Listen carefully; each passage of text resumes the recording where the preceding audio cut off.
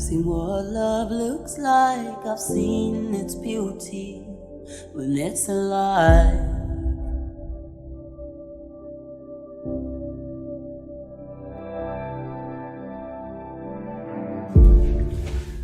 All right, everyone, here we are, Keyframe number 4.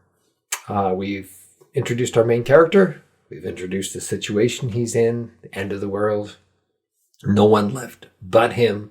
We've let you know that he's somewhat empty of motivation because he's alone, and the person he loves most, his wife, his support, is gone. And we've given you a bit of backstory. Right, what brought him to the situation. Giant UFO appeared, took the people away. Quick as that. And now he's on his own.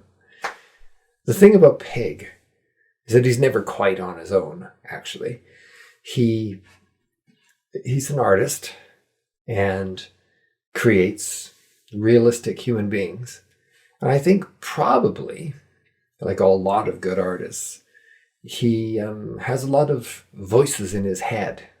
Might be other personalities, visions, memories, mentors, whatever it is. His head is full of characters. As we saw in the second panel, he literally imagines his wife in the room, this giant, image of his wife looking down at him as he's sniffing his socks. The guilty expression, wondering if he should put them on again. He's really looking for help. He's looking for someone to tell him what to do next, because he can't go on like this. So he goes down to the river, the frozen river. He removes all of his clothes and he jumps in the icy water, looking for answers. I think he does that because there's something about the cold that can really focus you. I know there's a lot of places, including here in Canada, where we do polar bear swims.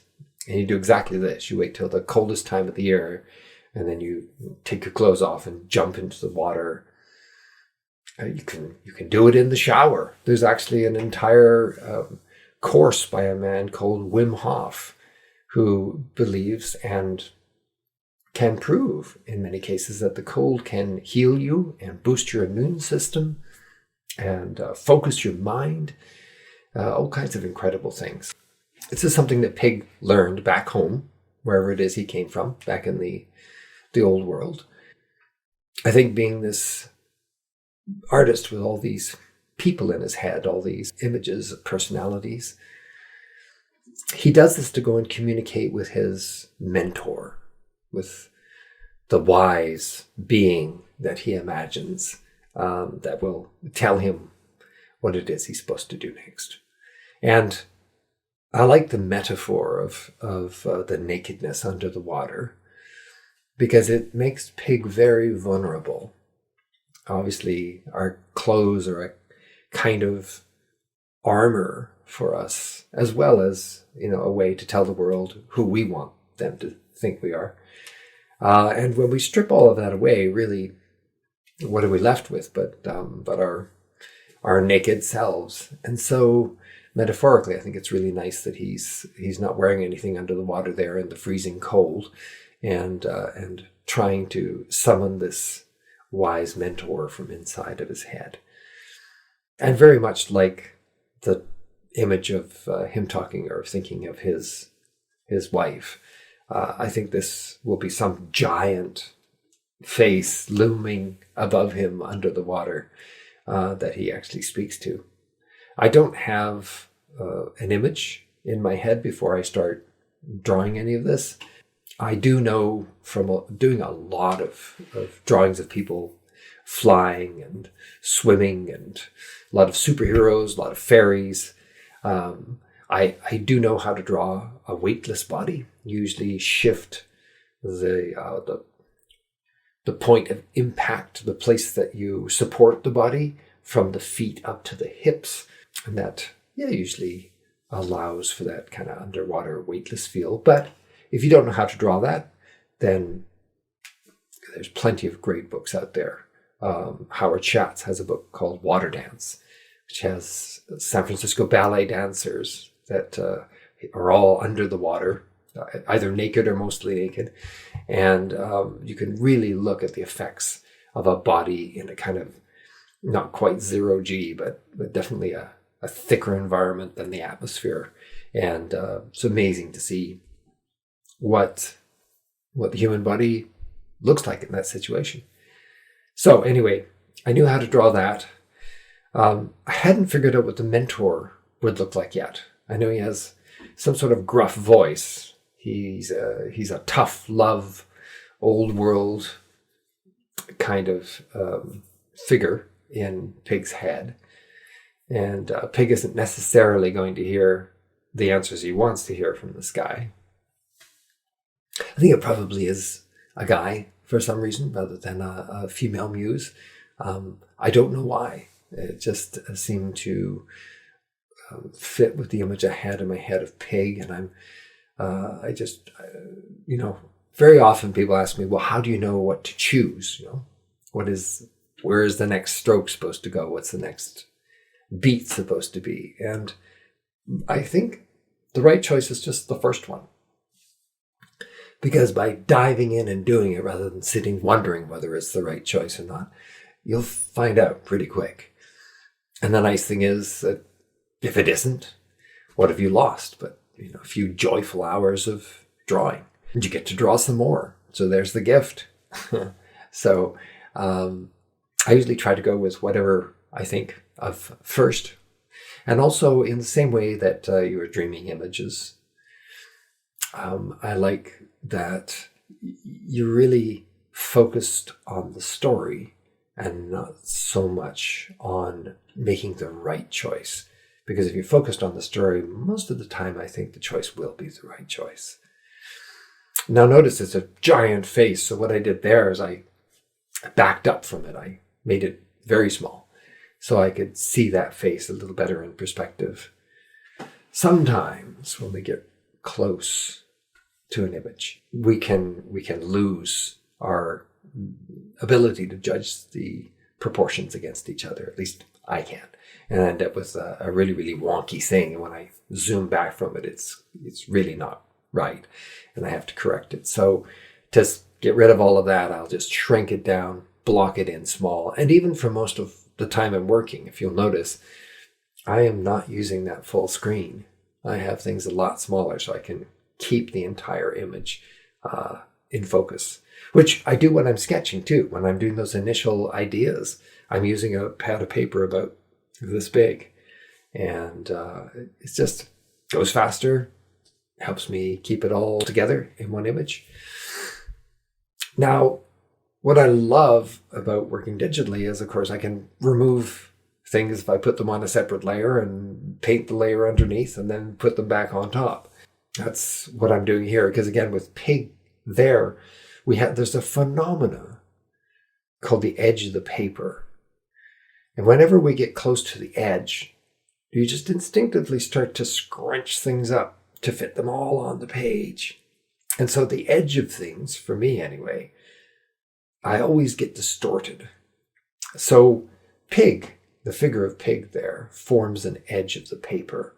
And when I'm drawing that face and that eye, I know I'm going to want to see all of that eye. So it's going to come creeping back over away from Pig. So it's actually easier for me to remove him once I know roughly where I want the face, paint the face without him, and then put him back on. And that'll actually, if I need to adjust that position, I can. But probably won't have to, I think, in this case. And that the face underneath will have the right construction, the right distance between the eyes, all the rest.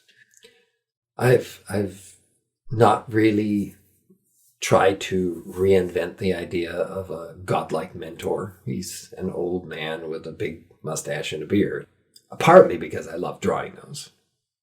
And, it's not, I've said before, I think you draw best the things you have a passion to draw. So this kind of face is just pure joy for me for some reason. Maybe I've drawn them a lot. But if there's a choice, I'll go with the thing that's fun. Because if it's fun for me, it's going to be fun for you. I also love drawing things underwater, not just because of the weightlessness. I love what light does when it travels beneath the surface. It falls off pretty quick. You can get those big spotlights, the God rays of light beaming down through the water. Just like the sky is bright, well, the top surface of the water is bright as well, but it's coming through in these amazing ripples that put a dappled light down on the figures and the creatures below. It's just a magical place. Of course, they're all magical places. I'm not as used to seeing it as I am the world outside. And, great scenario for meeting with a magical being who's going to give you a little tough love advice about what you need to do next. Notice that Pig will read as a silhouette in front of that, right? I've got him top lit from the bright sky coming through the ocean up above. And if you half close your eyes, squinting is always the way to just minimize your tones and worry about the big shapes, not all the little details. I can tell that he's reading fairly well against that backdrop. And I just keep everything behind him a little higher key so that he will always stand out as that silhouette. And the last little bit is always the telling details. And for some reason, those are the ones that everyone notices and the things that bring an image to life. For me, under the water, there's all these little motes that will catch the light and reflect it in different ways and put little star-like spotlights as they flip through the water. There's bubbles coming off of anything that's moving down there. So Pig might have bubbles trailing off of him and so on. So if I was doing a painting, this would be the very fun part at the very end, where you add these details that make the world believable. This is all make-believe. But the more you bring in all these little observations from real life, the more the viewer will start to believe that this thing you're creating is a real world.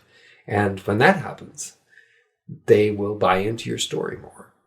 And that's, as a storyteller, that's what you want. You want your audience to forget that all of this stuff is invented and pay attention to, I guess the truths, your truths that you're trying to tell inside your stories. So that looks pretty finished to me. I think I'm happy with that. At the very end, I will add my blue tone on top of this to unite it to the other pictures and also to give it just a little bit of mood. Often I will adjust the tones at the very end as well so that there's a greater range of darks and lights, partly because I tend to work a lot lighter than my final image is going to be. I can have a smaller range of tones and it's easier for me to paint that way because I'm not so interested in the details, the nitty-gritty at that stage. I think we'll call this one done. We have Pig under the ocean speaking to his mentor who tells him to go and build a robot wife. And so he shall.